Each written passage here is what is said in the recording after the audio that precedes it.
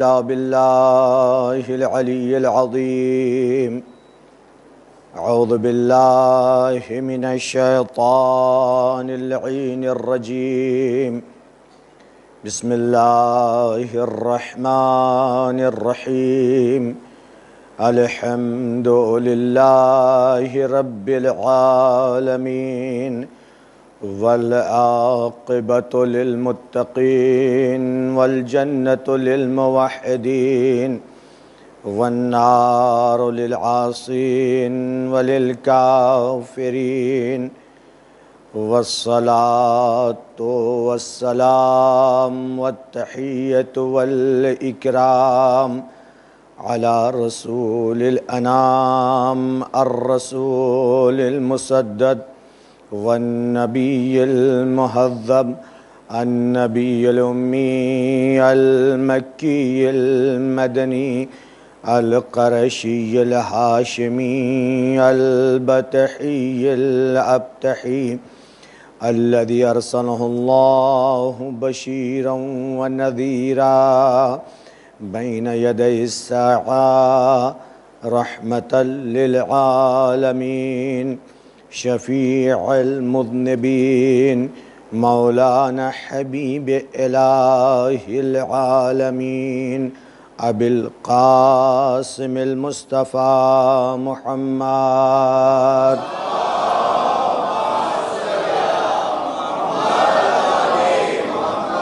وآله الطيبين الطاهرين المعصومين المظلومين الغر الميامين، الذين أذهب الله عنهم الرجس وطهرهم تطهيرا.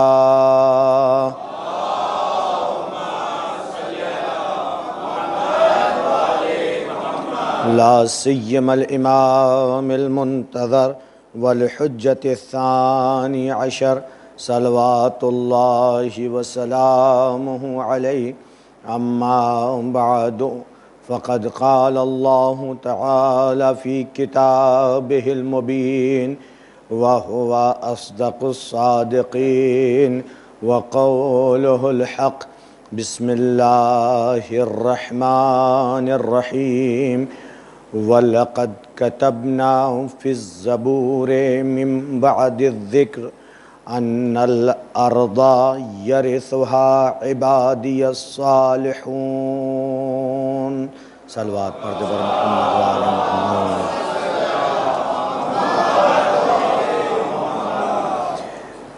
ارشاد خلاق کائنات ہو رہا ہے. ہم نے زبور میں توریت کے بعد یہ لکھ دیا ہے کہ ہماری زمین کے وارث ہمارے نیک اور صالح بندے ہوں گے.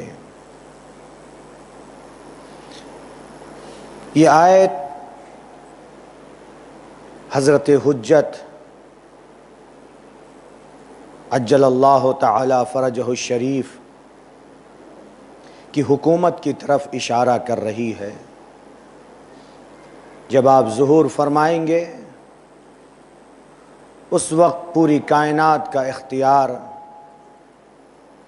پوری کائنات کا اقتدار، پوری کائنات پر آپ کی حکومت ہوگی. کوئی بھی ایسا ملک نہ ہوگا کہ جہاں پر آپ کی حکومت نہ ہو. پوری جہان میں عالمی حکومت ہوگی پوری کائنات پر. اور یہ حکومت اتنی آسانی سے قائم نہیں ہو جائے گی. امام کو کتنی جنگیں لڑنا پڑیں گی، کیا کیا کرنا پڑے گا، کتنی جانفشانیاں اٹھانا پڑیں گی. پھر اس کے بعد حکومت مہدی قائم ہوگی. اور یہ اعلان پروردگار ہے، صرف اسی ایک آیت میں نہیں، کئی آیات میں واضح طور پر اعلان ہے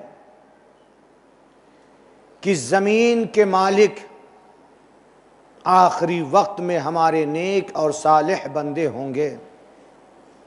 ایک حکومت عدل ہوگی جو عدل و انصاف پر مشتمل ہوگی، اس کا قیام ہوگا۔ حدیثوں میں بھی تذکرہ اور آیات الہی میں بھی اس کا ذکر، اور صرف آیات و احادیث ہی میں نہیں بلکہ بہت ساری زیارتیں جو ہم آپ پڑھتے ہیں، ان زیارتوں میں بھی حکومت مہدی علیہ السلام کی طرف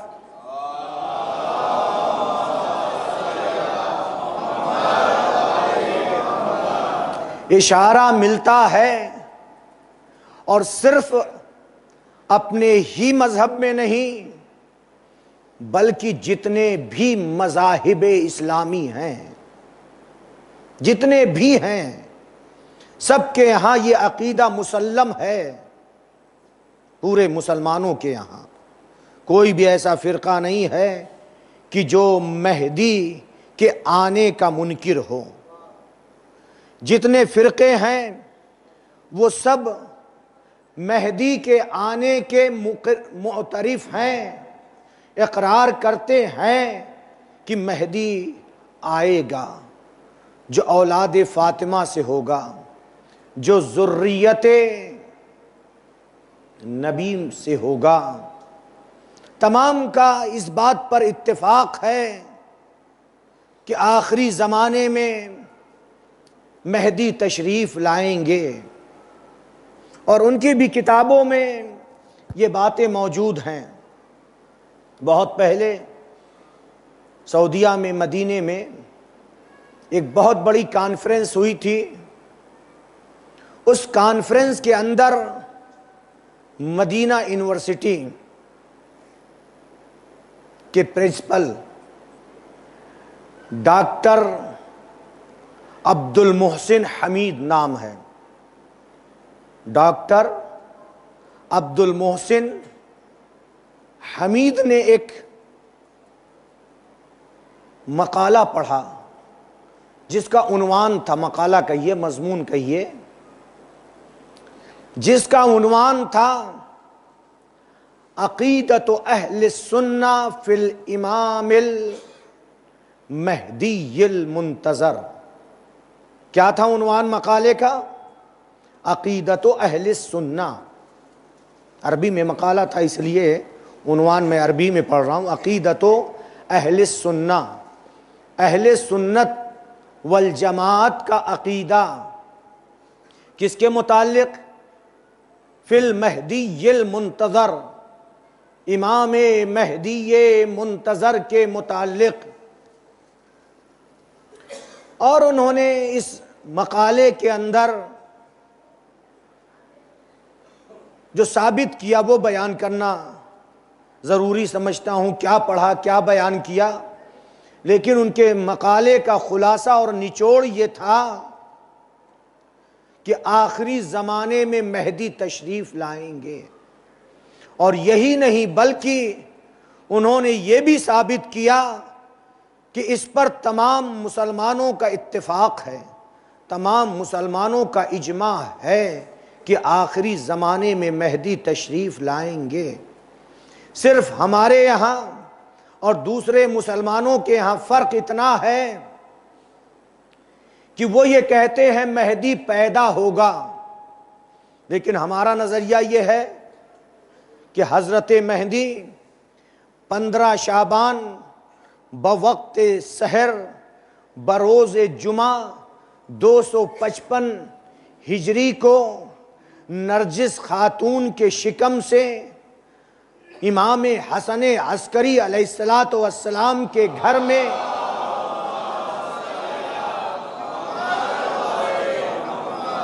پیدا ہو چکے ہیں۔ جیسے وہ یہ کہتے ہیں کہ وہ پیدا ہوں گے، ہمارا نظریہ ہے کہ پیدا ہو چکے ہیں۔ جب اللہ کو ہم نے قادر مان لیا ہے کہ وہ ہر شے پر قادر ہے، جو اللہ اس بات پر قادر ہے کہ جناب آدم کو بغیر ماں باپ کے پیدا کرے، جو اللہ اس بات پر قادر ہے کہ جو جناب عیسیٰ کو بغیر باپ کے پیدا کر دے، جو اللہ اس بات پر قادر ہے کہ جناب نوح کو 2,500 سال کی عمر عطا کرے، جو اللہ اس بات پر قادر ہے کہ جناب ادریس کو، جناب الیاس کو، جناب عیسیٰ کو، جناب خضر کو اب تک زندہ رکھا، یا اصحاب کہف سوئے ہوئے ہیں، جو اللہ اس پر قادر ہے، وہ اللہ اس بات پر بھی قادر ہے کہ مہدی کو پیدا ہونے کے بعد پردہ غیب میں رکھا ہے، جب حکم پروردگار ہوگا مہدی پردہ اٹھا کر تشریف لائیں گے۔ صلوات پڑھتے بر محمد وآل محمد۔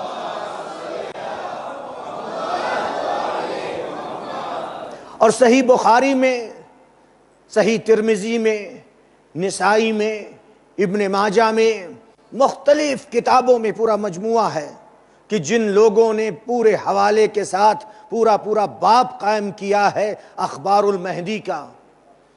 بخاری نے بھی اپنی کتاب صحیح بخاری میں ایک باب قائم کیا ہے اخبار المہدی۔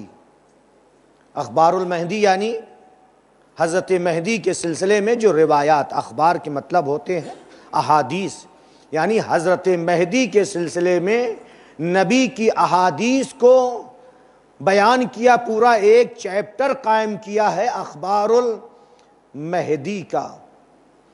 چلیے صحیح بخاری کی بات چھوڑ دیجئے، دوسری صحاح کا تذکرہ چھوڑ دیجئے، سنن کی باتیں چھوڑ دیجئے، وہابی مذہب کا بانی مؤسس ابن تیمیہ، یہ تو آپ لوگ جانتے ہیں نا کہ وہابی مذہب فرقہ مسلمانوں میں بعد میں وجود میں آیا، اس کا مؤسس و بانی کون ہے؟ ابن تیمیہ ہے۔ ابن تیمیہ بھی اپنی کتاب منہاج السنہ میں روایات، احادیث حضرت مہدی کے متعلق بیان کرتا ہے، اور بیان کی ہے اس نے۔ اور اسی طرح سے ہمارے علماء نے بہت سی کتابیں لکھی ہیں، لا تعداد کتابیں ہیں حضرت مہدی کے سلسلے میں، اور ابھی بھی ہر سال کئی کتابیں ایران، عراق، بحرین، لبنان، ان تمام ممالک میں جو عاشقان مہدی ہیں، منتظرین حضرت حجت ہیں، کتابیں لکھتے رہتے ہیں، ہر سال کتابیں لکھی جاتی ہیں۔ لیکن اس صدی کی نایاب اور منفرد کتاب جو میں کئی بار تذکرہ کر چکا ہوں، جس کا نام المنتخب فی الامام الثانی عشر، کتاب کا نام ہی رکھا ہے المنتخب الاثر۔ اثر کہتے ہیں احادیث کو، یعنی منتخب حدیثیں 12ویں امام کے سلسلے میں۔ کس نے لکھی ہے؟ آیت اللہ، لطف اللہ، صافی رحمت اللہ علیہ۔ کئی مرتبہ میں نے ممبر سے ان کا نام لیا اور بیان کیا، چونکہ اس کتاب پہ میں نے کافی محنت بھی کی ہے، کافی مطالعہ بھی کیا ہے۔ اس صدی کی منفرد اور نایاب کتاب ہے، جس کا ترجمہ اردو میں بھی ہوا ہے جمال منتظر کے نام سے۔ پوری اس کتاب کی نظر ثانی، پروف ریڈنگ، جو کچھ بھی، سب حقیر کو یہ شرف حاصل ہوا، امام اس کو قبول کریں۔ اردو میں جمال منتظر کے نام پہ موجود ہے، پوری کلیات ہے، اور اس صدی کی نایاب کتاب قرار دی گئی ہے یہ۔ اس کے اندر آپ نے اہل سنت کے 32 علماء کا نام لکھا ہے، اور ان کی کتاب بھی بیان کی ہے کہ ان 32 علماء اہل سنت نے حضرت مہدی کے سلسلے میں کتابیں لکھی ہیں۔ کتنی کتابیں لکھی ہیں؟ 32 کتابیں اہل سنت کے علماء نے حضرت مہدی کے سلسلے میں تحریر کی ہیں، حوالے تو کئی سو کتابوں کے۔ اس اپنی کتاب میں لطف اللہ صافی رحمت اللہ علیہ نے اسی سال جن کا انتقال ہوا، انہوں نے کئی سو اہل سنت کی کتابوں کا حوالہ دیا کہ جنہوں نے حضرت مہدی کا تذکرہ اپنی کتابوں میں کیا ہے۔ لیکن یہ 32 وہ علماء ہیں کہ جنہوں نے باقاعدہ مستقل کتاب حضرت مہدی کی شخصیت پر، حضرت مہدی کے وجود کو ثابت کرنے کے لیے تحریر فرمائی ہے۔ حضرت مہدی کا زمانہ غیبت کا زمانہ ہے نا، ہمارا زمانہ ہے، ہم اپنے امام غائب کے زمانے میں ہیں۔ اس کے سلسلے میں بھی کہ ہماری کیا اہمیت ہے، ہماری کیا عظمت ہے۔ روایتوں میں ہے کہ دوسرے، توجہ رکھیے گا، دوسرے ائمہ کے زمانے میں جو افراد موجود تھے، ہم جو غیبت کے زمانے میں زندگی گزار رہے ہیں، ان تمام زمانوں کے افراد سے افضل ہیں۔ ہم اپنی اہمیت کو جانیں، ہم کون ہیں۔ کیا عرض کیا میں نے؟ ہم جو غیبت کے زمانے میں ہیں اور امام کے وجود کے قائل ہیں، تمام زمانوں کے افراد سے، کسی کا بھی زمانہ ہو، جناب آدم سے لے کر کے نبی خاتم تک، اور پھر اس کے بعد علی ابن ابی طالب سے لے کر کے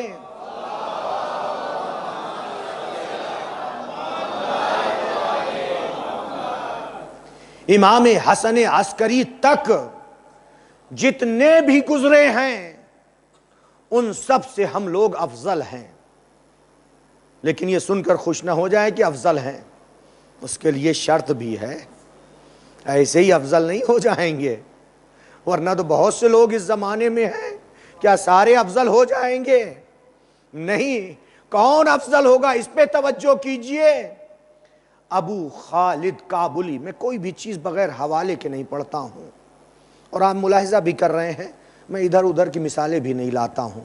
کوشش پوری یہی ہوتی ہے کہ صرف جو آیات میں ہے، روایات میں ہے، جو کتابوں میں ہمارے علماء نے لکھا ہے، وہی آپ کے سامنے پیش کروں۔ اور منبر سے میں یہی دعا بھی کرتا ہوں، ہر عشرے میں یہ دعا کرتا ہوں کہ اے میرے معبود، ہمیں چہاردہ معصومین کے فضائل و کمالات انہی کی احادیث سے بیان کرنے کی توفیق دے کہ ہم اسی پر تا حیات باقی رہیں۔ ہمیں ادھر ادھر سے کسی اور کے نظریات کے لانے کی ضرورت نہیں ہے۔ فلاں فلسفی نے کیا کہا، فلاں مفکر نے کیا کہا، فلاں سائنسدان نے کیا کہا، فلاں نے کیا کہا، ارسطو نے کیا کہا، انہوں نے کیا کہا۔ نہیں، میں یہ سب کچھ نہیں، جبکہ میں نے بھی فلسفہ پڑھا ہے، باقاعدہ پڑھا ہے، پڑھایا بھی ہے، لیکن میں ادھر ادھر جانے کا عادی نہیں ہو، دعا بھی کرتا ہوں اور اپنے آپ کو کنٹرول کر کے رکھتا ہوں کہ نہیں، صرف احادیث معصومین بیان کروں، کیونکہ ان کا کلام نور ہے۔ کلامکم نورن، جب ان کے کلام کو آپ سنیں گے، ان کی حدیث کو سنیں گے، جتنی حدیث بیان کی جائے گی اتنے ہی نور ہوں گے۔ نور نہیں بلکہ انوار ہی انوار رہیں گے اس مجلس میں۔ جب انوار ہوں گے تو آپ کے دل منور ہوں گے، آپ کے قلوب روشن ہوں گے۔ صلوات پڑھ دے بر محمد و آل محمد۔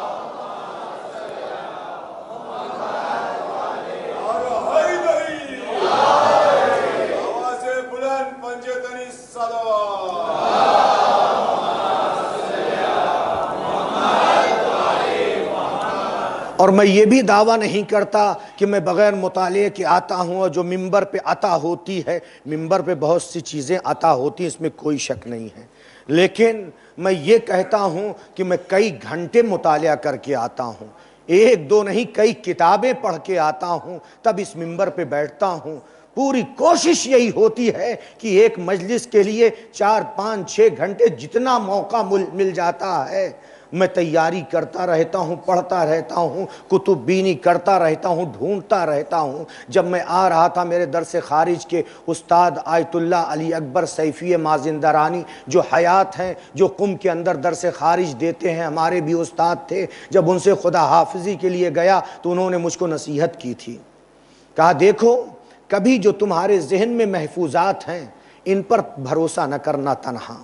محفوظات یعنی ذہن میں ہوتا ہے نا، بغیر مطالعے کے مجلس پڑھ سکتے ہیں آ کر کے، لیکن ایک یہ ہے کہ بغیر مطالعہ کی مجلس پڑھی، ایک یہ ہے کہ مطالعہ کر کے تیاری کر کے آ کے پڑھی، دونوں میں زمین و آسمان کا فرق ہوتا ہے۔ تو انہوں نے یہی نصیحت کی کہ کبھی ذہن میں جو محفوظات ہیں ان پہ بھروسہ نہ کرنا، ہمیشہ مطالعہ کرتے رہنا، جب تک طاقت رہے، جب تک توانائی رہے، کتاب کو نہ چھوڑنا۔ اور اس پر میں عمل کر رہا ہوں، اور آخر تک دعا بھی یہی ہے کہ اللہ تعالیٰ طاقت و توانائی دیتا رہے کہ میں اہل بیت کی شان میں، اہل بیت کے جو فضائل و کمالات ہیں، جو ان کے ارشادات ہیں، وہ بیان کرتا رہوں، پڑھتا رہوں، مطالعہ کرتا رہوں۔ تو میں عرض یہ کر رہا تھا، ابو خالد کابلی کہتے ہیں کہ میں امام سجاد علیہ السلام کی خدمت میں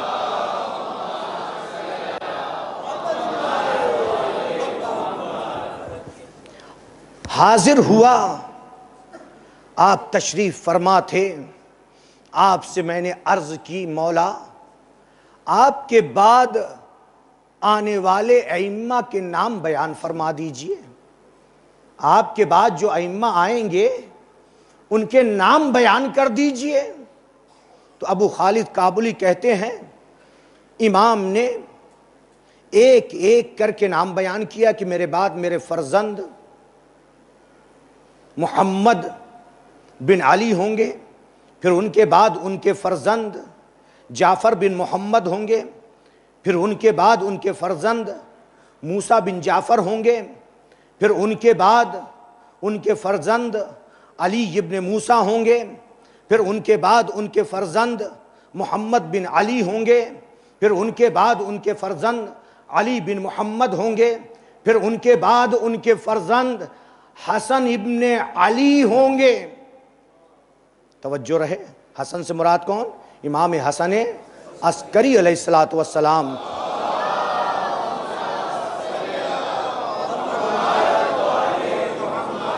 اور پھر اس کے بعد فرمایا کہ آخر میں ہمارا قائم ہوگا،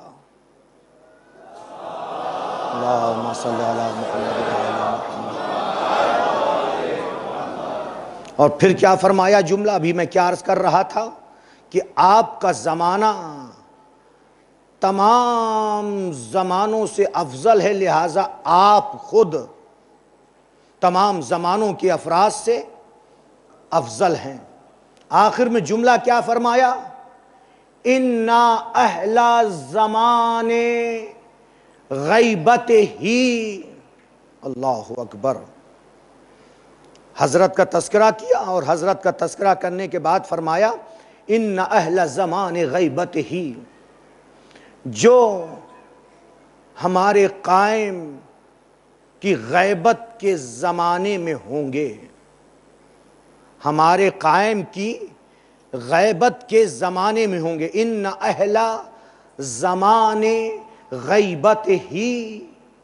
یہی اتنا نہیں، ورنہ تو بہت سے لوگ ہیں اس زمانے میں، اس زمانے غیبت میں بہت سے لوگ ہیں۔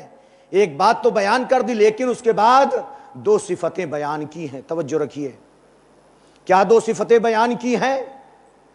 القائلین بامامتہ والمنتظرین لظہورہ۔ کون؟ کون ہمارے قائم کی غیبت میں؟ القائلین بامامتہ، جو ہمارے قائم کی امامت کے قائل ہیں۔ القائلین بامامتہ، ہمارے قائم کی امامت کے قائل ہیں۔ والمنتظرین لظہورہ، اور ہمارے قائم کے ظہور کا انتظار کرنے والے ہیں۔ المنتظرین، انتظار کرنے والے ہیں کس کا؟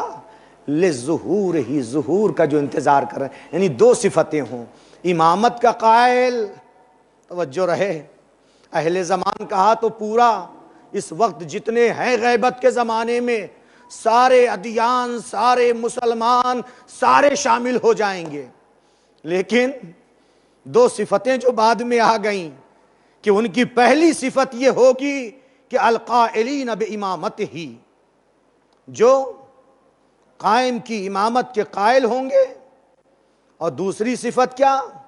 ہم میں اب شیعہ تو شامل ہو گئے نا، ہم شیعہ اثنا عشری امامت کے تو قائل ہیں نا، توجہ رکھیے گا، ہم سارے شیعہ شامل ہو گئے نا، القائلین بامامتہ، امامت کے قائل ہیں یا نہیں؟ پوچھا جائے گا ہمارے کسی چھوٹے سے بچے سے کہ امام کتنے ہیں، فوراً بچہ کیا کہتا ہے؟ امام 12 ہیں، اور ایک ایک کر کے ہمارے بچے نام گنا دیتے ہیں کہ 12ویں امام مہدی آخر الزماں ہیں۔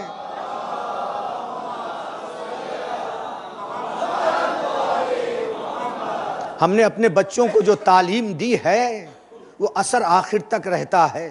ہمارے بزرگوں نے جو بچپن میں ہمیں تعلیم دی، نام یاد کرائے، یہی کہہ کے اسی انداز میں جس انداز میں ابھی ہم نے نام لیا اور سر پہ ہاتھ رکھ کر کے، وہ آج تک باقی ہے کہ جب بھی حضرت کا نام آتا ہے، مجھ سے بھی اگر آپ کہیں گے 12 امام گنا دیجئے تو اسی انداز میں گناؤں گا کہ جس انداز میں ہمارے ماں باپ نے بچپن میں ہمیں یاد کرایا ہے۔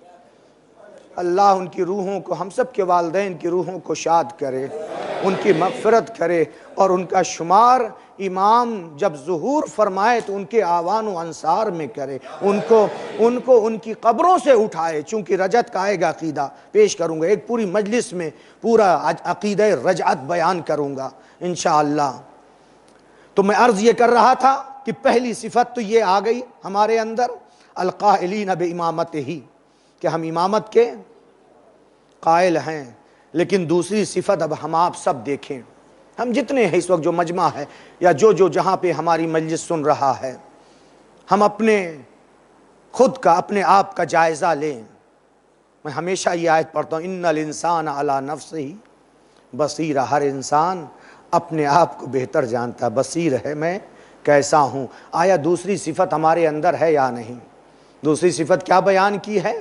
والمنتظرین لظہورہ، کہ جو ظہور کا انتظار کر رہے ہوں۔ کس درجہ ہمارے دل میں انتظار تو کر ہی رہے ہیں نا، توجہ رہے، ہم سب انتظار تو کر رہے ہیں، لیکن انتظار میں بھی فرق ہے۔ ایک تو ہے کہ بس روا روی کی زندگی ہماری آگے بڑھتی چلی جا رہی ہے، ہم زندگی گزار رہے ہیں، لیکن انتظار کس درجہ ہے، شدت انتظار کس حد تک ہے، ہم اپنے وقت کے امام کا کتنا انتظار کر رہے ہیں۔ اور بعض علماء نے منتظرین ظہور حضرت مہدی علیہ السلام کے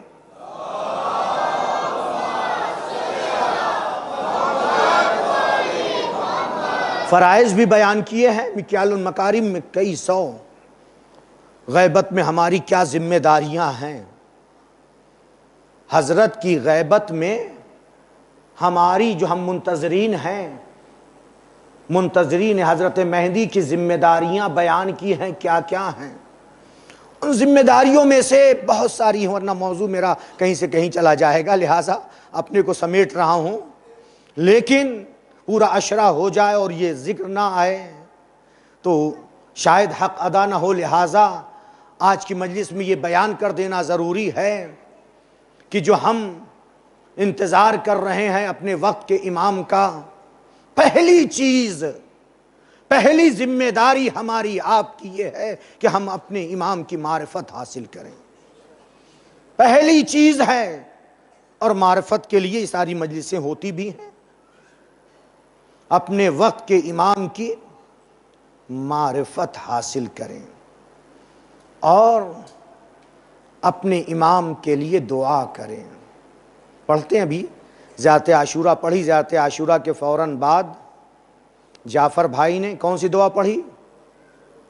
اللہم کل، اس دعا کا کیا نام ہے؟ دعائے نہیں، دعائے فرج دوسری دعا ہے. یہ کیا ہے؟ اس کو کیا، اس جان بوجھ کے میں پوچھ رہا ہوں آپ لوگوں سے، چونکہ صحیح سے نام بھی لوگ نہیں جانتے. اس کو کہتے ہیں دعائے سلامتی امام زمانہ. الہی عظم البلا، یہ دعائے فرج ہے. اس کو کیا ہے؟ کیا بولتے ہیں؟ دعائے سلامتی امام زمانہ. امام زمانہ کی سلامتی کے لیے اس کے اندر ہم دعا کرتے ہیں. اللہم کل ولیک الحجت ابن الحسن. دیکھیے اس کے ترجمے پہ جا کے آپ ایک نظر ڈالیے گا. ترجمہ پڑھوں گا تو ابھی بہت کچھ بیان کرنا ہے، بات رہ جائے گی. دعائے سلامتی امام زمانہ پڑھیں، ہو سکے تو قنوت میں بھی پڑھا کریں. ملتا ہے جو میں نے بہت پہلے جب میں پڑھتا تھا نجفی ہاؤس میں، 85 سے 89 تک نجفی ہاؤس میں تھا، تو آغا موسوی حجت الاسلام والمسلمین سید محمد الموسوی حفظہ اللہ تعالی نے بیان کیا تھا. ابھی بھی ذہن میں ہے چونکہ بچپن کی چیزیں یاد رہتی ہیں. بیان کیا تھا کہ آیت اللہ خوئی رحمت اللہ علیہ دعائے قنوت میں، نماز میں جو قنوت پڑھتے ہیں اس میں کیا پڑھا کرتے تھے؟ اللہم کل پڑھتے تھے. لہٰذا ہم بھی نماز کے اندر قنوت میں جہاں دوسری دعائیں پڑھتے ہیں وہاں پر یہ دعائے سلامتی امام زمان بھی پڑھ لیا کریں، اور نہیں تو نماز کے بعد ضرور پڑھ لیا کریں. اور ذمہ داریوں میں سے ایک ذمہ داری یہ بھی ہے، اگر ہر روز دعائے عہد تو پڑھتے ہی ہیں، دعائے عہد پڑھیں، اور ہر نماز کے بعد بھی زیارت پڑھتے ہیں. کچھ مخصوص زیارتیں ہیں، ان زیارتوں کو ہر روز نہ پڑھ سکیں تو ہفتے میں ایک مرتبہ اس زیارت کو پڑھ لیا کریں. بعض زیارتیں ایسی ہیں کہ جن کے اندر پورے حقائق بیان کر دیے گئے ہیں. ان زیارتوں میں سے ایک زیارت یہ بھی ہے کہ جس کو شہید اول نے اپنی کتاب مزار میں، مصباح نے کف امی میں، علامہ مجلسی نے بحار الانوار میں اس زیارت نقل کی ہے. اس زیارت میں جو جملے آئے ہیں وہ میں آپ کے سامنے پیش کرنا چاہتا ہوں. اس زیارت کے جملے یہ ہیں: السلام علیک یا ناظرا شجرت طوبی والسدرۃ المنتہی. میرا سلام ہو، توجہ رکھیے میری طرف، میرا سلام ہو، السلام علیک یا ناظرا شجرت طوبی والسدرۃ المنتہی. میرا سلام ہو اس پر کہ جس کی نظر شجرہ طوبی اور سدرۃ المنتہی پر ہے. جملے کو ضائع نہ ہونے دیجئے. امام کہاں پر ہے؟ امام کے لیے سلام کیا کر رہے ہیں؟ میرا سلام ہو اس پر کہ جس کی نگاہ، جس کی نظر شجرہ طوبی اور سدرۃ المنتہی پر ہے. امام کہاں پر ہے؟ زمین پر ہے نا، ہمارے درمیان میں ہے نا، لیکن امام کی نگاہ کہاں پر ہے؟ شجرہ طوبی اور سدرۃ المنتہی تک ہے. اور پھر اس کے بعد ہم سلام کرتے ہیں: السلام علیک یا نور اللہ الذی لا یطفع. میرا سلام ہو اس نور خدا پر جسے کوئی خاموش نہیں کر سکتا، جسے کوئی بجھا نہیں سکتا. السلام علیک یا حجت اللہ التی لا تخفی. ہمارا سلام ہو اللہ کی اس حجت پر جو مخفی نہیں ہے، جو پوشیدہ نہیں ہے. تو آپ نے ملاحظہ کیا کہاں پر نگاہ ہے امام کی؟ شجرہ طوبی اور سدرۃ المنتہی. بات واضح ہو جائے، لہٰذا تھوڑی دیر کے لیے زحمت دوں گا. شجرہ طوبی سدرۃ المنتہی کہاں پہ ہے؟ جب نبی کو معراج ہوئی تھی، جبریل امین نبی اکرم کو معراج میں لے کر کے گئے تھے. سبحان الذی اسری بعبدہ لیلا من المسجد الحرام الى المسجد الاقصى الذي باركنا حوله لنريه من آیاتنا انه هو السمیع البصیر، کہ لے کر کے گئے، سیر کرائی ہے، پھر اس کے بعد سواری جو آئی ہے براق کی سواری تھی، نورانی سواری، پھر رف رف کی سواری آئی، جبریل امین لے کر نبی اکرم کو چلے جا رہے تھے، عرش اول عرش دوم تمام، یعنی یوں کہہ دیجئے ساتوں آسمان سے گزرتے ہوئے کس منزل پر پہنچے؟ ایک وہ منزل ہے کہ جہاں پر درخت طوبہ ہے، جہاں پر شجرہ طوبہ درخت طوبہ ہے، جس کو سدرۃ المنتہا کہتے ہیں۔ اب جبریل امین جو زیارتوں میں یا دعاؤں میں جملہ آیا ہے یا حدیثوں میں آیا ہے، لما بلغا الی سدرۃ المنتہا وانتہا الی الحجب، جب جبریل امین سدرۃ المنتہا اور حجابوں کی انتہا تک پہنچ گئے، کہاں تک پہنچ گئے؟ سدرۃ المنتہا وانتہا الی الحجب، اور حجابات کی انتہا تک پہنچ گئے۔ فقال جبرائیل تقدم یا رسول اللہ، تو اس وقت جبریل امین نے نبی اکرم سے یہ کہا، اے اللہ کے رسول آگے بڑھئے، میں اس سے آگے نہیں بڑھ سکتا ہوں، لیس لی ان اجوزا من ھذا المکان، اس مکان اس جگہ سے میں آگے نہیں بڑھ سکتا ہوں، اس سے آگے بڑھنے کی مجھے اجازت نہیں ہے۔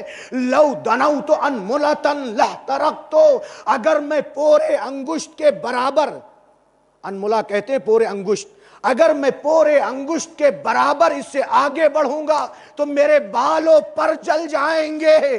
اب مجھے کہنے دیجئے جو جبریل کی حد پرواز ہے کہ اس سے آگے جبریل نہیں جا سکتے، امام زمانہ فرش سے رہ کر کے وہاں کا نظارہ کہتے ہیں، اس کو امام معصوم کہتے ہیں، جو فرش سے رہ کر عرش نہیں سدرۃ المنتہا اور درخت طوبہ تک جس کی نگاہ ہو، ہم اس امام کے ماننے والے ہیں، ہم اس امام کے چاہنے والے ہیں۔ صلوات پڑھ دے بر محمد و آل محمد۔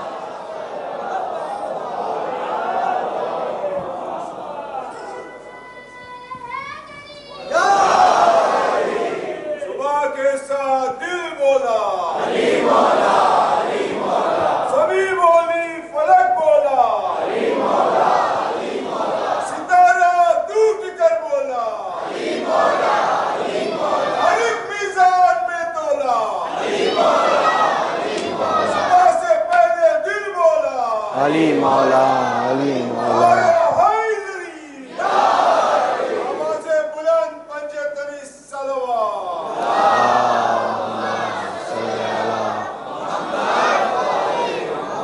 تو ہم زیارت میں پڑھتے السلام علیک یا ناظرہ شجرت طوبہ و سدرت المنتہا، اے وہ جو دیکھ رہا ہے جس کی نگاہ درخت طوبہ اور سدرت المنتہا تک ہے۔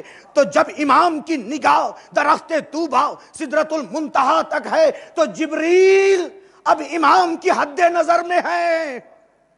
توجہ رہے، وہ آپ نے سنا ہے جب مولا کائنات سے آگے پوچھا، مولا کائنات یہ فرما رہے تھے سلونی قبل ان تفقدونی، جو کچھ بھی تم کو پوچھنا ہو مجھ سے پوچھ لو قبل اس کے کہ تم مجھ کو کھو دو۔ ایک شخص کھڑا ہوا پوچھنا شروع کر دیا، اس وقت جبریل کہاں ہے؟ اس وقت جبریل کہاں ہے؟ مولا کائنات نے اوپر دیکھا، نیچے دیکھا، دائیں دیکھا، بائیں دیکھا، سامنے دیکھا، پیچھے دیکھا، فوراً بے ساختہ کہا انت جبریل، جس علی کے فرزند امام مہدی ہے کہ ایک نگاہ میں دیکھ لیا کہ جبریل کی حد پرواز کہاں تک ہے؟ سدرۃ المنتہا تک ہے۔ جب جبریل سدرۃ المنتہا تک نہیں، نہ مشرق میں ہے، نہ مغرب میں ہے، نہ سدرۃ المنتہا پہ ہے، نہ زمین کی تہہ میں ہے، نہ پیچھے ہے، نہ آگے کی طرف ہیں، تو امام نے کہہ دیا انتا جبریل، پرواز کر کے جانے لگے۔ اسی کے فرزند امام مہدی ہیں کہ جن کی نگاہ جبریل کو دیکھ رہی ہے، تو پس جبریل امام کی حد پرواز کے حد نگاہ کے نیچے ہے۔ جبریل کی پرواز امام کی نگاہ سے آگے نہیں ہو سکتی ہے۔ صلوات پڑھ دے بر محمد و آل محمد۔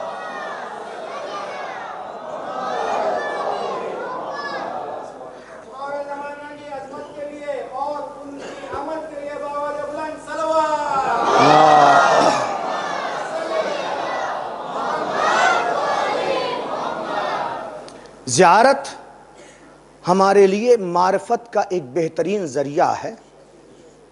زیارتوں کو صرف زیارت کے لحاظ سے السلام علیکہ کہہ کے صرف یہی نہ پڑھ لیا کریں، پڑھیں، لیکن معانی پر توجہ رکھتے ہوئے ان زیارتوں میں معارف سمیٹ دیے ہیں معصومین نے. کیونکہ جو بھی زیارت پڑھتے ہیں وہ ہم لوگوں کی بنائی ہوئی، علماء کی بنائی ہوئی زیارتیں نہیں ہیں. یہ زیارتیں ماثور ہیں. ماثور کہتے ہیں کہ جو اہل بیت سے آئی ہیں. ہم اپنی طرف سے کوئی زیارت بنا کر کے پڑھتے نہیں ہیں. جتنی زیارتیں ہیں معصومین سے ہیں، جتنی دعائیں ہیں معصومین سے ہیں. جو دعاؤں کا مجموعہ، جو مناجات کا مجموعہ، جو زیارتوں کا مجموعہ ہمارے پاس موجود ہے، جو علم کا ذخیرہ ہمارے پاس موجود ہے، کسی کے پاس نہیں ہے. لہٰذا ان زیارتوں پر توجہ کر کے پڑھیں. یہ تو زیارت سلام کا باب تھا، سلام کیا نا ہم نے، لیکن اسی زیارت میں گواہی بھی ہے. اسی زیارت میں بعد کے جملوں میں زیارت پڑھنے والا گواہی بھی دیتا ہے. وہ کیا گواہی دیتا ہے؟ اشہد انک خازن، توجہ رکھیے گا، اشہد انک خازن کل علم، میں گواہی دیتا ہوں کہ آپ تمام علوم کے خزینہ دار ہیں، تمام علوم کے مخزن ہیں.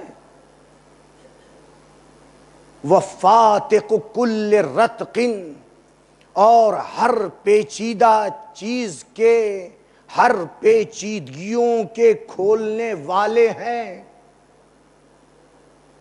ومحقق کل حق، اور ہر حق کو، جتنے بھی حق ہیں تمام حق کو وجود عطا کرنے والے ہیں. ومبطل کل باطل، اور ہر باطل کو فنا کرنے والے، نیست و نابود کرنے والے آپ ہیں. توجہ رکھیے گا، یہ خود امام زمانہ کی زیارت میں ہم گواہی دیتے ہیں. وَأَشْهَدُ أَنَّكَ، میں گواہی دیتا ہوں کہ آپ کون ہیں؟ خازن کل علم. امام کے 4 منصب کی طرف اشارہ ہے اس گواہی کے اندر. ساتھ دیجئے آپ لوگ، اس گواہی کے اندر امام کے 4 منصب کی طرف اشارہ ہے کہ جب آپ ظہور فرمائیں گے تو یہ 4 کام آپ انجام دیں گے. 4 منصب ہے. پہلا منصب کیا ہے؟ منصب علم ہے. صرف یہ نہیں کہا اس زیارت کے اندر کہ انت عالم، آپ عالم ہیں، نہیں، صرف عالم نہیں. یا صرف یہ نہیں کہا کہ انکا خازن علم، صرف خازن علم نہیں کہا ہے، بلکہ کیا کہا یہاں پہ؟ جملہ کیا؟ جملے پہ توجہ کیجئے. خازن کل علم، تمام علم کے خزینہ دار ہیں. کل علم، عربی زبان میں جب لفظ کل آ جاتا ہے تو اب کوئی چیز باقی نہیں بچتی ہے. اس کو کہتے ہیں عربی زبان میں ادات جمع، یعنی جمع کے لیے ہے. یہ کل علم، تمام علم کے خزینہ دار ہیں. اور پھر اس کے بعد یہ پہلا منصب ہوا. دوسرا منصب اسی لیے تو ہے نا، جو ہم میں سے زیارت پہ جا چکے ہیں انہوں نے یہ زیارت یقیناً پڑھی ہوگی، اور پڑھنا چاہیے سرداب میں جا کر کے. جو اعمال ہے، اعمال سرداب بجا لانا چاہیے. اور دعا کروں گا کہ بار بار اللہ تعالی ہمیں اتباط عالیات کی زیارتوں سے مشرف کرے. جو جا چکے ہیں وہ بھی جائیں، اور جو اب تک نہیں گئے ہیں، اے میرے معبود آج کی مجلس کے طفیل میں، صدقے میں ان کے لیے اسباب مہیا کر دے کہ وہ اتباط عالیات کی زیارتوں سے مشرف ہو جائیں. سرداب کے اعمال میں اس دن بھی ہم نے یہ بیان کیا تھا، کیا پڑھتے ہیں؟ المنتہا الیہ مواریث الانبیاء. آپ وہ ہیں مولا، آقا، آپ وہ ہیں کہ آپ پر تمام انبیاء کی میراثوں کا خاتمہ ہوتا ہے. یعنی تمام انبیاء کی میراث آپ کے اندر جمع ہے. وَلَدَيْهِ آثار الاوصیاء وَلَدَيْهِ موجود آثار الاوصیاء، اور آپ کے اندر تمام اوصیاء کے آثار موجود ہیں۔ یہ زیارت کے جملے ہیں۔ فاتق کل رتق، جتنی بھی پیچیدگیاں ہوں گی، بہت ساری پیچیدگیاں ہیں کہ جس کو اتنا علم ترقی کر چکا ہے، توجہ رکھیے میری طرف، اتنا علم ترقی کر چکا ہے، آگے بڑھتا جا رہا ہے، روز بروز ترقی کر رہا ہے، دنیا ترقی کی کس منزل تک جائے گی ہم آپ سوچ نہیں سکتے ہیں۔ ابھی ہی جو ترقی ہے، بہت سی چیزیں ایسی ہیں کہ عقل حیران رہتی ہے یا نہیں۔ انسان ترقی کرتے ہوئے جا رہا ہے نا، بالکل ترقی کے انتہا پہ پہنچ جائے گا انسان، اس وقت اللہ تعالی اپنے آخری وصی کو بھیجے گا، آپ تشریف لائیں گے۔ اس کے بعد بھی کہ زمانہ پوری ترقی پر ہوگا، یعنی انسانیت کی جتنی ترقی ہونی چاہیے، جو ہم آپ سوچ بھی نہیں سکتے کہ یہ زمانہ ترقی کرتے کرتے کہاں تک پہنچے گا۔ جس طرح سے ترقی کر رہا ہے، ترقی کرتے کرتے یہ زمانہ کہاں تک پہنچے گا ہم آپ سوچ بھی نہیں سکتے ہیں۔ وہاں تک زمانہ پہنچے گا، ترقی کے انتہا پر، کمال کی انتہا پر ہوگا کہ اس کے بعد اب انسان کمال میں آگے نہیں بڑھ سکتا، ترقی میں آگے نہیں بڑھ سکتا۔ اس وقت امام زمانہ آئیں گے، لیکن پھر بھی اتنی پیچیدگیاں رہیں گی اور اتنی ترقی باقی رہے گی کہ امام آئیں گے فاتق کل رتق، جتنی بھی پیچیدگیاں ہیں ان سب کو امام دور کریں گے اور دنیا کو اور ترقی تک اور کمال تک لے جائیں گے۔ صلوات پڑھ دے بر محمد و آل محمد۔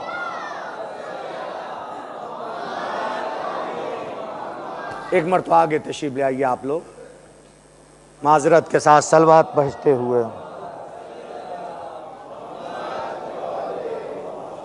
صلوات پڑھتے ہوئے تشریف لے آئیے۔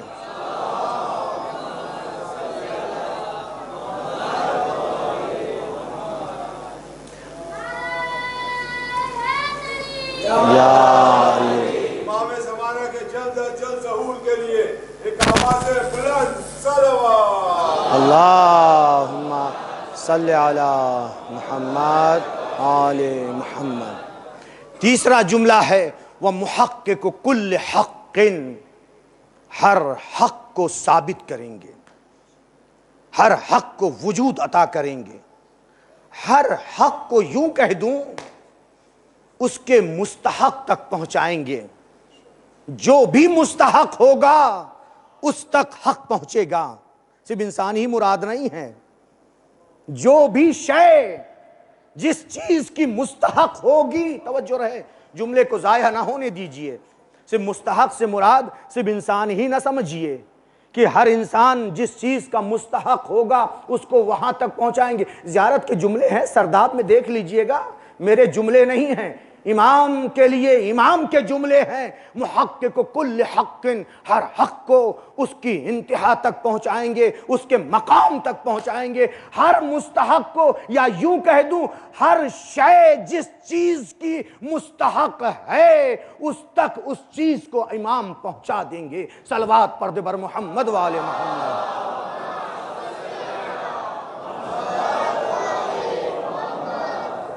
اور آخری جملہ جو ہے، جو گواہی کا، جو ہم گواہی دیتے ہیں، اشہد انکا، کیا ہے آخری جملہ؟ مبتل کل باطل، جتنے بھی باطل ہیں مبتل سب کو فنا کر دیں گے، سب کو نیست و نابود کر دیں گے، سب کو ختم کر دیں گے۔ جب آپ تشریف لائیں گے کوئی بھی باطل نہیں رہے گا۔ تبھی تو ہے آپ جب تشریف لائیں گے ضلالت و گمراہی کے قلعوں کو فتح کریں گے، جباروں ظالموں ستمگروں کا قلع قمع کریں گے، کوئی ناانصاف نہیں رہے گا، صرف انصاف ہی انصاف ہوگا، صرف عدل ہی عدل ہوگا۔ اب دامن وقت میں گنجائش نہیں، کل کی گفتگو کے لیے بہت سی باتیں چھوڑ رہا ہوں کہ امام زمانہ آئیں گے۔ بس آخری حدیث امام محمد باقر علیہ الصلوۃ والسلام فرماتے ہیں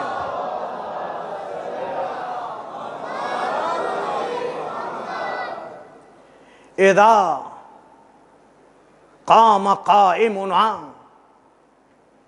کیا آرزو ہمارے تمام اماموں کی تھی، کیا تمنا تھی، اور سب بیان کر کے ہمارے ائمہ گئے۔ اذا قام قائمنا، جب ہمارا قائم قیام فرمائے گا، وضع یدہ علی رؤوس العباد، اپنے ہاتھ کو بندوں کے سروں پہ رکھے گا، بندوں کے سروں پہ اپنے ہاتھ کو پھیرے گا۔ دعا کرتے مولا ابھی آپ کا ظہور نہیں ہوا ہے، لیکن غیبت میں بھی آپ کو تو اختیار ہے۔ کل جو بیان کیا تصرف ہو لطف آخر، مولا غیبت میں بھی ہمارے سر پہ اپنا دست شفقت پھیر دیجئے کہ ہمارے اس مراد ہم سب جتنے بھی ہیں، شیعان حیدر کرار، اہل بیت کے چاہنے والے، مولا دست شفقت پھیر دیجئے۔ بس حدیث کو اب کل مکمل کروں گا، اس سے آگے پڑھنے کی طاقت نہیں ہے۔ کل اسی حدیث سے مجلس کو آغاز کروں گا کہ جب آپ دست شفقت پھیریں گے تو اس وقت کیا ہوگا۔ فرمائش کے مطابق 4 محرم کو جب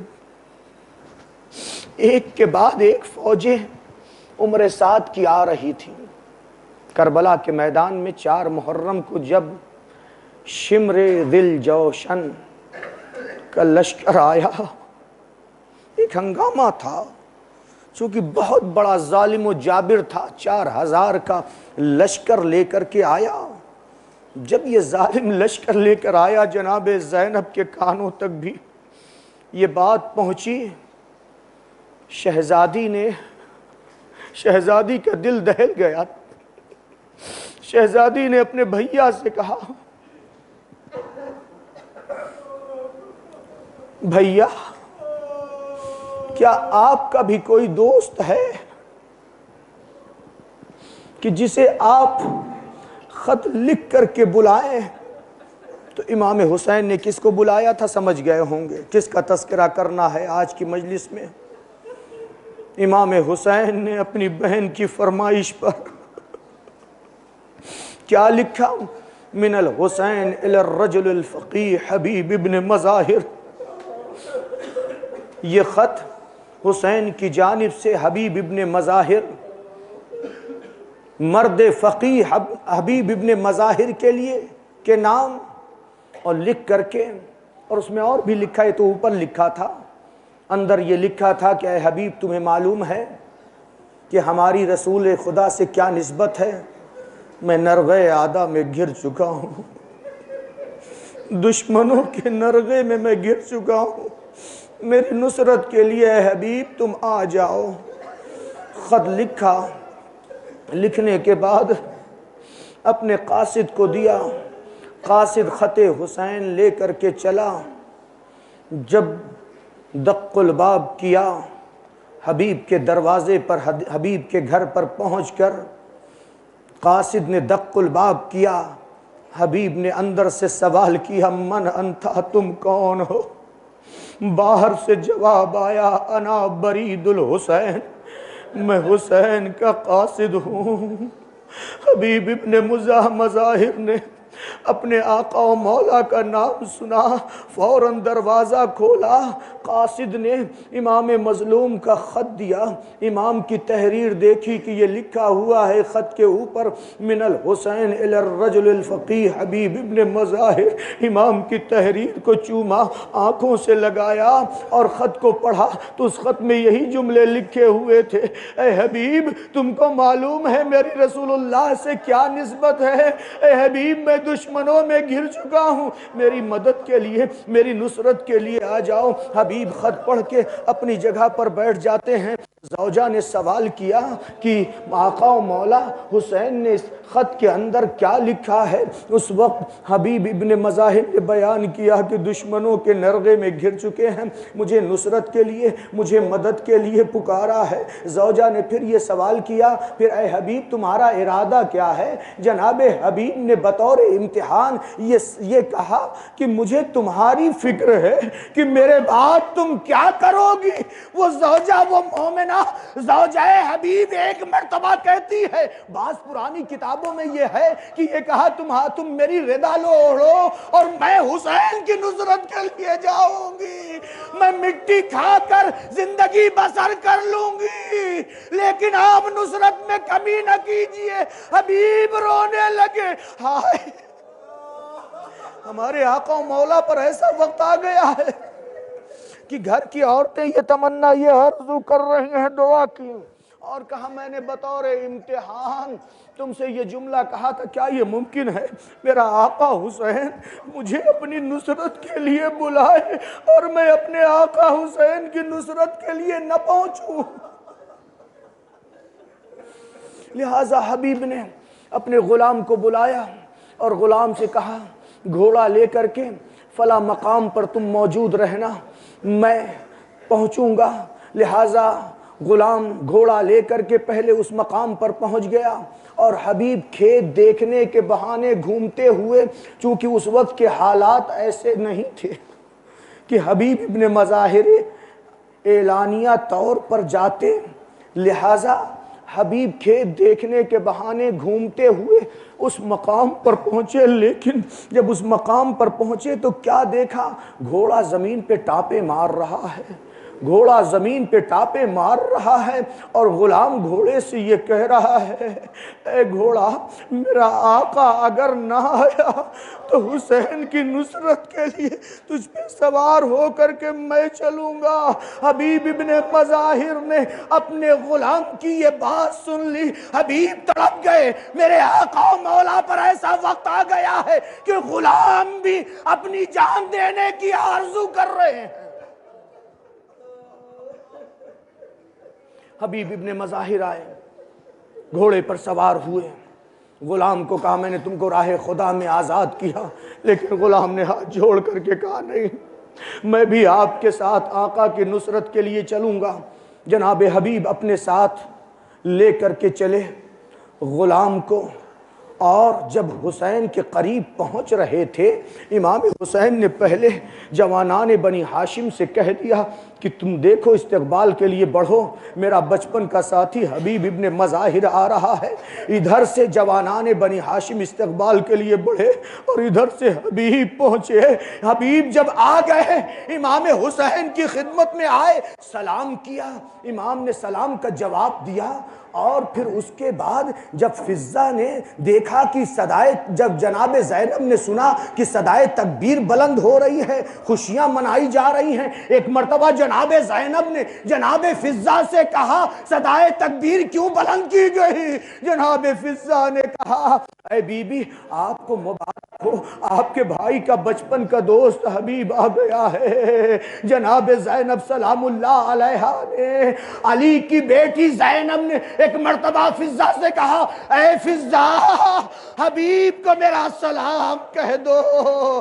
فضہ آئی، آنے کے بعد کہا اے حبیب ابن مظاہر تم کو علی کی بیٹی زینب سلام کہتی ہے۔ حبیب ابن مظاہر نے جناب زینب کا سلام سنا تو تڑپ جاتے ہیں اور فریاد کرتے ہوئے کہتے ہیں ہائے آج ایسا وقت آ پڑا ہے کہ علی کی بیٹی زینب مجھے سلام کہے۔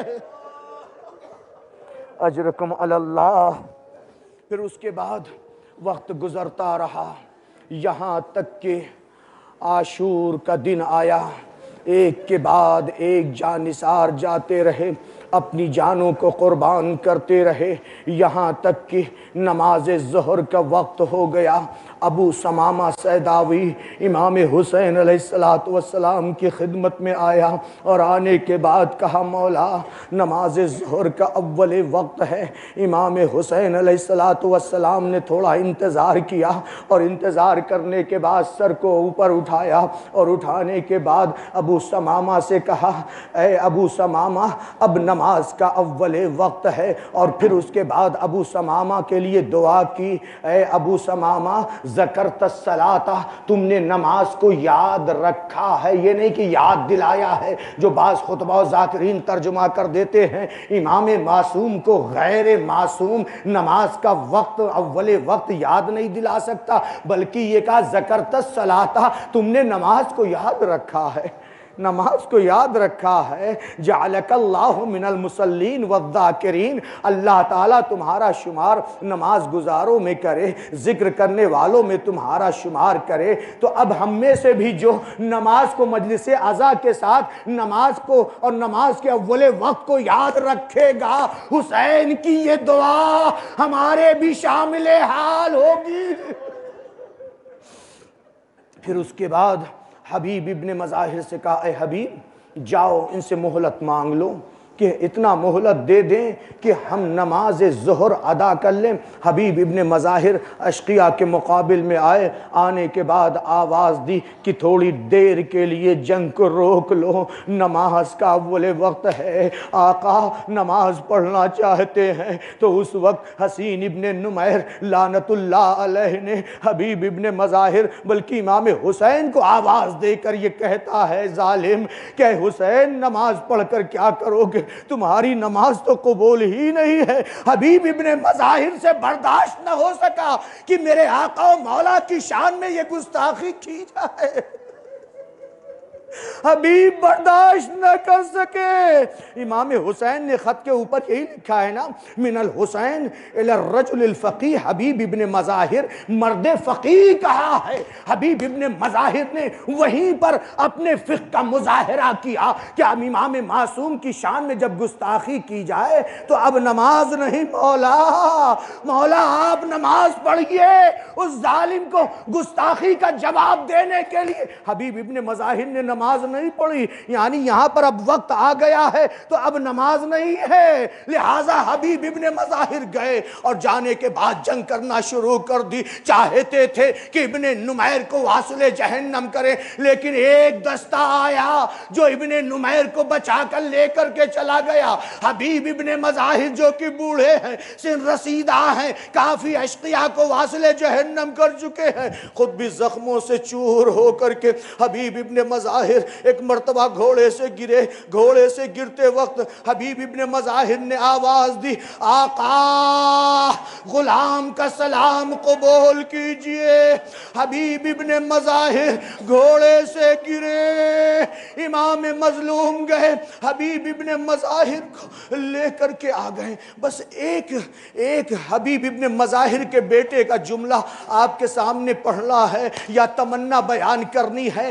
مقتل میں یہ ملتا ہے کہ حبیب ابن مظاہر کا بیٹا نابالغ تھا جب یہ سروں کو نیزوں پر بلند کر کے کوفہ لے جایا گیا، اور کوفے میں ازدحام تھا، بھیڑ تھی۔ حبیب ابن مظاہر کے بیٹے نے جب اپنے باپ کے سر کو نیزے پر بلند دیکھا، جس شخص کے ہاتھ میں حبیب ابن مظاہر کا سر تھا، بیٹا اس کے پیچھے پیچھے تھا، یہاں تک کہ جب وہ ظالم دربار میں گیا ابن زیاد کے اور دربار سے نکلا تب بھی وہ بچہ ساتھ تھا۔ ایک مرتبہ اس شخص نے اس بچے سے پوچھا کہ تم میرے پیچھے پیچھے میرے ساتھ کیوں آ رہے ہو؟ حبیب ابن مظاہر کا بیٹا رو کر کہتا ہے یہ میرے بابا کا سر ہے، مجھ کو دے دو تاکہ میں اپنے بابا کے سر کو دفن کر لوں۔ مقتل کا جملہ ہے، اس کے دل میں انتقام کا جذبہ تھا، لیکن اس ظالم نے حبیب ابن مظاہر کے بیٹے کو باپ کا سر نہ دیا، لیکن دل میں انتقام کا جذبہ تھا۔ جب بیٹا جوان ہوا تو بعد میں اپنے باپ کے قاتل سے انتقام لیا۔ میں کہوں گا آئے کوئی سید سجاد کے دل سے پوچھے کہ سید سجاد اپنے بابا کے قاتل کو مسلسل دیکھتے رہے، اپنے چچا عباس کے قاتل کو دیکھتے رہے، قاسم کے قاتل کو دیکھتے رہے، اپنے بھائی علی اکبر کے قاتل کو دیکھتے رہے، ارے سید سجاد نے کیسے صبر کیا؟